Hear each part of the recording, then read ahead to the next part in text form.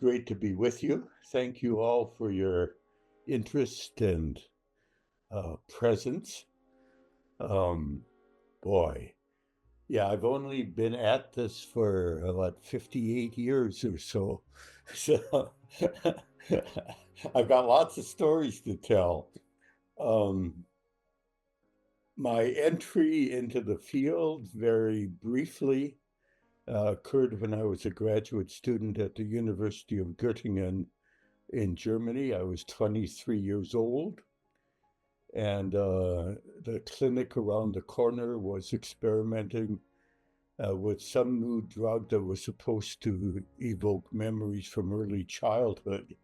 And I thought that sounded interesting. I went and asked if I could participate. They asked if I got drunk very often.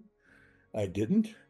Uh, so they led me to a little basement room, gave me an injection, and left me alone. And I braced myself to get some new insights into my Oedipal complex. And to my amazement, this incredible transcendental state of consciousness opened up.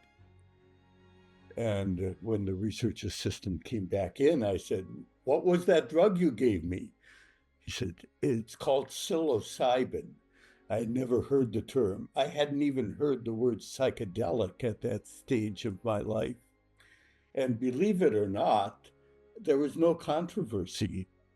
In those days, it was the most natural thing for any psychiatrist to receive psilocybin or LSD through the mail from Sandoz and give it to his patients and just see what happened.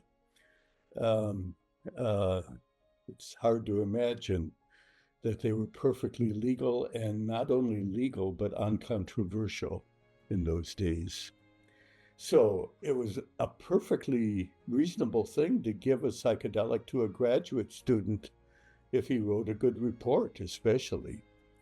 And that's where I found myself.